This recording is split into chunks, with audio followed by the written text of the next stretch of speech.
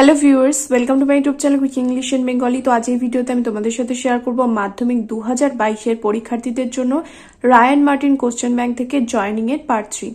তো এর আগে আমি রায়ান মার্টিনের কোশ্চেন ব্যাংক থেকে দুটো জয়নিং এর ভিডিও তোমাদের সাথে শেয়ার করেছি। ইভেন কিভাবে জয়েন করতে হয় সেই সমস্ত নিয়মকানুনের ভিডিও কিন্তু আমার চ্যানেলে রয়েছে। সমস্ত রকম গ্রামারের ভিডিও তোমরা আমার চ্যানেলে পেয়ে যাবে, এবং আগের দুটো ভিডিও যারা এখনো অব্দি দেখোনি রায়ান মার্টিন কোশ্চেন ব্যাংক থেকে, অবশ্যই করে চেক করে নিও। এই ভিডিও ডেসক্রিপশন বক্সে আমি লিঙ্ক দিয়ে দেবো, ওখান থেকে গিয়ে তোমরা দেখে নিতে পারো। তো প্রথমটা কি রয়েছে দেখো, it was raining heavily, the children were compelled to stay inside, join into a complex sentence. তাহলে এটা কি করতে হবে? কমপ্লেক্স সেন্টেন্স, অর্থাৎ জটিল বাক্যে জয়েন করতে হবে, মানে কমপ্লেক্স সেন্টেন্সে এটাকে পরিণত করতে হবে। এই দুটো বাক্যকে জুড়ে একটা জটিল বাক্য বানাতে হবে। ইট ওয়াজ রেইনিং হেভিলি, জোরে জোরে বৃষ্টি পড়ছিল, মানে প্রচন্ড জোরে বৃষ্টি পড়ছিল। The children were compelled to stay inside, বাচ্চারা ভিতরে থাকতে বাধ্য হলো। কম্পেলড মানে বাধ্য থাকা। তাহলে কমপ্লেক্স সেন্টেন্সে করতে বলেছে, মানে যেহেতু জোরে জোরে বৃষ্টি পড়ছিল, তাহলে এখানে অ্যাজ দিয়ে করতে পারি বা বিকজ দিয়ে করতে পারি, ইলেটিভ কনজাংশন ব্যবহার করতে পারি। তাহলে কি লিখবো এখানে? As it was raining heavily, বা এরকম লিখতে পারি the children were compelled to stay inside because it was raining heavily, বা এরকম লিখতে পারি as it was raining heavily comma the children were compelled to stay inside. তাহলে দুটোরই হবে। আমি অ্যাজ দিয়ে এখানে করছি, as it was raining heavily, তাহলে as it was raining heavily, কমা, কমাটা দিতে হবে, কমা the children were compelled to stay inside,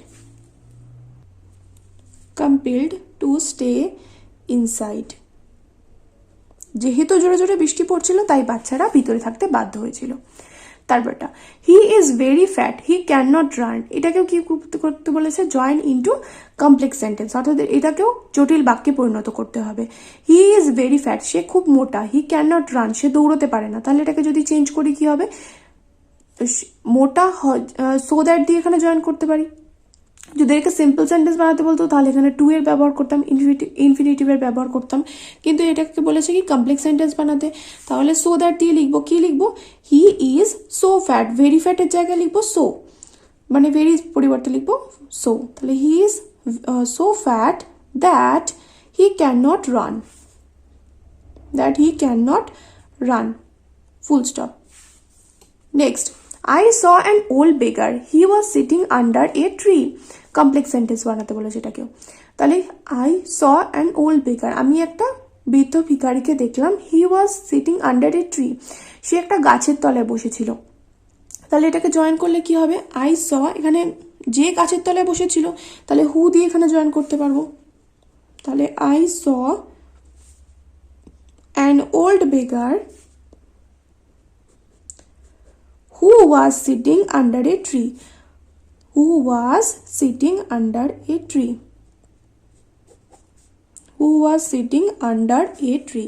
যে একটা গাছের নিচে বসেছিল। নেক্সট, তারপরটা, then he sat down beside us, he told us the whole story, তারপর সে আমাদের পাশে বসে পড়লো। he told us the whole story, সে আমাদেরকে পুরো গল্পটা বললো। এটাকে কি করতে হবে? পার্টিসিপেলে জয়েন করতে হবে। তাহলে এখানে দেখো, পার্টিসিপেলে জয়েন করতে গেলে কি করতে হবে? এই যেখানেও একটা ভার্ব রয়েছে, এখানে একটা ভার্ব রয়েছে স্যাট ডাউন, আর এখানে টোল্ড। স্যাট ডাউন মানে বসে পড়লো, স্যাটটা এখানে ভার্ব ধরছি। তাহলে যে কোনো একটা ভার্বকে কি করতে হবে? আইএনজি যুক্ত ওয়ার্ড বানাতে হবে, তাহলে পার্টিসিপেল করতে হবে সেটাকে। তাহলে দেনটা যেরকম আছে থাকুক। তাহলে then sitting down beside us, মানে এটাকে নন ফাইনাইট ভার্বে পরিণত করে দিলাম। Sitting down beside us, comma he told us the whole story, তারপর আমাদের পাশে বসে সে আমাদেরকে পুরো গল্পটা বলল। The whole story, full stop. Next, তারপরটা, he always speaks the truth, he is not afraid of it, সে সবসময় সত্য কথা বলে। He is not afraid of it, মানে সে এটাতে ভয় পায় না। এটাকে কি বলেছে? সিম্পল সেন্টেন্স বানাতে। তাহলে দুটো ভার্ব এখানে রয়েছে, ইজটা এখানে একটা ভার্ব রয়েছে, আর এখানে স্পিকটা ভার্ব রয়েছে। তাহলে হি ইজ নট অ্যাফ্রেড, তাহলে এই স্পিকটাকে আমি কি করে দেবো? আইএনজি যুক্ত ওয়ার্ড বানিয়ে দেবো। দেখো, he is not afraid of আর ইটটা কিন্তু লিখবো না। ইটটা মানে কি? ট্রুথ, সত্যি কথাটা। He is not afraid of speaking the truth. Speak থেকে স্পিকিং আইএনজি করে দিলাম। স্পিকিং দ্য ট্রুথ মানে সে সত্য কথা বলতে ভয় পায় না। হয়ে গেল। তারপরটা, the miscreants fire shots, they avoided the main road. তাহলে দ্য মিসক্রিয়েন্ট ফায়ার শটস, দেখো এখানে ফায়ার্ড রয়েছে আর এখানে রয়েছে অ্যাভয়েডেড, দুটো ওয়ার্ড রয়েছে এখানে। আর এটাকে কি বলেছে? পার্টিসিপেল নিয়ে যেতে, মানে পার্টিসিপেলের ব্যবহার এখানে করতে। তাহলে আমি এখানে কি করবো? এই ফায়ার থেকে কি করে যাবো? ফায়ারিং। তাহলে কি লিখবো? দ্য, এরকম করতে পারো, দুভাবে করতে পারো। আমি এখানে দুটোই লিখে দিচ্ছি। The miscreants firing shots, comma, avoided the main road. হয় এটা লিখবে avoided the main road, বা এরকম লিখতে পারো the after, এরকম ভাবে লিখতে পারো firing shots, comma, the miscreants avoided the main road. Firing shots, comma, the miscreants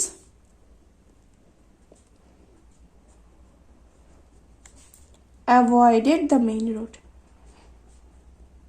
তাহলে দুভাবেই কিন্তু করতে পারো এখানে, কারণ এখানে কি বলেছিল? পার্টিসিপেলের ব্যবহার করতে, পার্টিসিপেল দিয়ে এখানে জয়েন করতে হবে। তো এরপর চলে যাই নেক্সট, দেখে নিই কি আছে। Next, catch me if you can, যদি পারো আমাকে ধরো। ক্যাচ মি ইউ ক্যান, আমি এখানে উত্তরটাই বলে দিলাম। তো এটাকে কমপ্লেক্স সেন্টেন্সে বানাতে বলেছে। তাহলে catch me if you can, যদি আমাকে পারো তুমি ধরো। তাহলে catch me if you can, খুবই সোজা এটা। Catch me if you can, যদি আমাকে পারো ধরো। তাহলে এটা কমপ্লেক্স সেন্টেন্সে ইফ দিয়ে জয়েন করে দিলাম। তারপরটা, I didn't know what to do, I call the police, আমি জানতাম না যে কি করা উচিত। আই কল দ্য পুলিশ, আমি পুলিশকে ডাকলাম। এটা পার্টিসিপেল এ জয়েন করতে বলেছে। তাহলে আমি যেহেতু জানতাম না, তাহলে এখানে জানতাম না, তাহলে নট নোয়িং, এখানে নটটাকে কিন্তু বাদ দিলে হবে না। নট যেহেতু না বোধক আছে, নটটা থাকতে হবে। নট নোয়িং, নোট থেকে এখানে নোয়িং, হোয়াট টু ডু মানে কি করা উচিত, what to do, comma, I call the police, না জানায় যে কি করব বা কি করা উচিত, আমি পুলিশকে ডাকলাম। তারপর, he is honourable, he will not break his word. He is honourable, সে সম্মানীয়। He will not break his word, এটাকে কি বলেছে? সিঙ্গেল সেন্টেন্স বানাতে। এর আগেও বলেছে সিঙ্গেল সেন্টেন্স বানাতে বললে, সিঙ্গেল সেন্টেন্স মানে কিন্তু সিম্পল সেন্টেন্স নয়। মানে তুমি এখানে সিম্পল সেন্টেন্সও বানাতে পারো, কমপ্লেক্সও বানাতে পারো, আবার কম্পাউন্ডও বানাতে পারো, যে কোনো একটা রুলস তুমি ফলো করতে পারো। তাহলে he is honourable, he will not break his word. তাহলে যদি এটাকে সিম্পল সেন্টেন্স বানাই, তাহলে এখানে কি করব?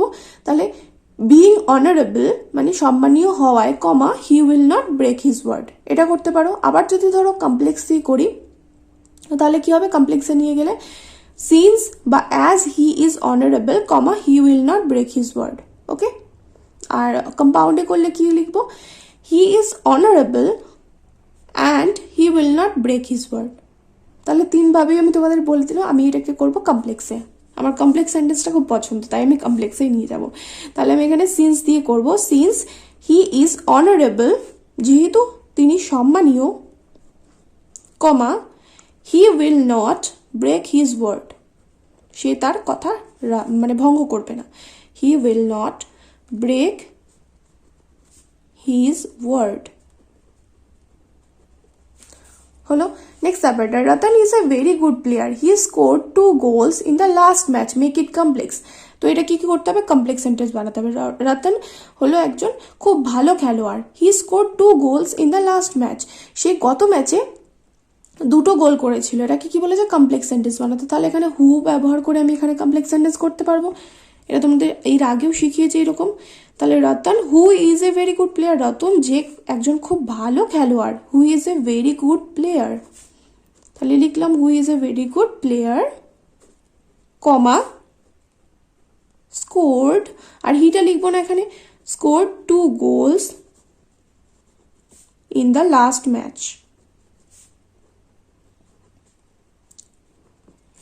সে গত ম্যাচে কি করেছে? 2 গোল করেছে। তারপরটা, Binoy reach school, all the other students of his class were present at that time, adverbial clause এখানে ব্যবহার করতে বলেছে। বিনয় রিচ স্কুল, বিনয় স্কুলে পৌঁছালো, all the other student of his class were present at that time, সেই সময়ে তার ক্লাসের অন্যান্য সমস্ত ছাত্ররা সেই স্কুলে বা ক্লাসে উপস্থিত ছিল।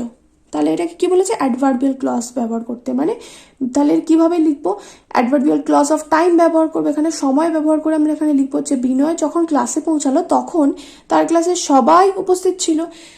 তাহলে এখানে অল দ্য আদার স্টুডেন্ট এরকমভাবে করবো, এটা all the other students of his class were present when Binoy reached school. when Binoy reached school, যখন বিনয় স্কুলে পৌঁছালো তখন ক্লাসের অন্যান্য বাচ্চারা সেখানে উপস্থিত ছিল। Binoy reached the school, sorry the নেই এখানে, স্কুল আছে শুধু, তাহলে full stop. Next, I could not attend classes today, I am suffering from a headache. আমি আজকে ক্লাস অ্যাটেন্ড করতে পারবো না বা ক্লাসে উপস্থিত হতে পারবো না, I am suffering from a headache, আমার যেহেতু মাথা ব্যথা করছে। তাহলে এটাকে কি বলেছে, ইলেটিভ কনজাংশন ব্যবহার করতে। ইলেটিভ কনজাংশন কোনগুলো, কিভাবে, অ্যাজ বা বিকজ, যে কোনো একটা দিয়ে করতে পারো। তাহলে আমি যেহেতু এর আগে এই ভিডিওতে আমি অ্যাজ এর ব্যবহার করেছি, তাই অ্যাজটা দিয়ে আমি আর করছি না, আমি বিকজ দিয়ে লিখবো। তাহলে I could not attend class, আমি ক্লাসটা অ্যাটেন্ড করতে পারিনি। কেন পারিনি, classes today because I am suffering from a headache.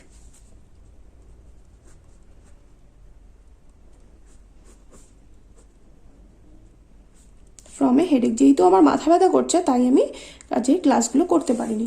তারপরটা, could we depend on our guide, we didn't know, আমাদের কি আমাদের গাইডের উপর বিশ্বাস করা উচিত, মানে নির্ভর করা উচিত, উই ডিডেন্ট নো, আমরা জানতাম না।